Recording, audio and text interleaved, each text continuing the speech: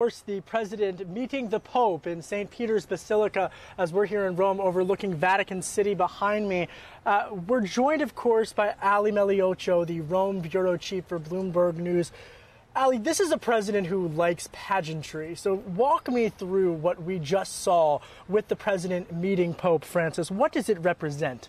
Well, he certainly got a lot of pageantry at the Vatican. It's the right place for it. And Melania and the Pope, and Trump, they met the Pope in an audience. It was very traditional. She was wearing black, as is the custom. She covered her head slightly, as is the custom. You know, it's interesting because she didn't in Saudi, and this is a religious authority. So there's a little bit of interest in that. This is the traditional audience. We saw Trump all smiles.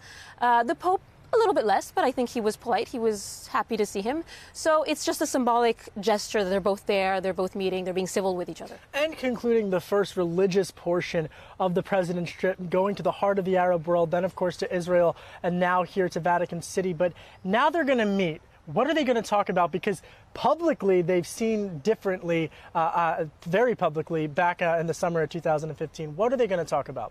I think the Pope has hinted that he's going to tell Trump what he thinks. So there are a lot of issues they don't agree on. They don't agree about climate change. They don't agree on immigration. The Pope is open to immigration. He publicly said that building walls is not Christian. And, Trump was very upset by that. I think they're going to talk about it. But I think this is also an opportunity for them to sort of show that they are talking, that there is a channel open. And maybe that's the signal that they want to give. What about capitalism? Do you think that'll come up? I think it might. I think this is, the Pope is from South America. He's not against capitalism, but he has a lot of issues with capitalism. And of course, Trump is the representation of this kind of gaudy capitalism that the Pope might not really like. And that's what's interesting, is because President Trump really did secure the evangelical Christian vote in order to become president. But he embodies capitalism right now for many of Americans. And of course, the Pope does not. And so they're political. Vatican City is very political.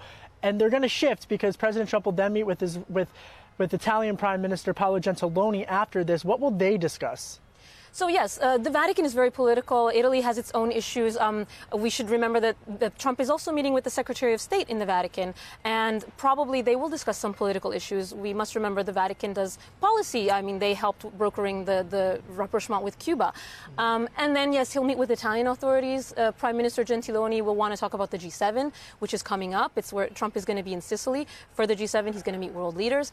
And issues like immigration, which is very important to Italy, getting a lot of immigrants right now in the summer, and issues like Saudi Arabia, Iran. Right. And of course, the Italians having a more of a receptive relationship with Iran as opposed to the U.S., which, of course, opposes right now the Iran deal.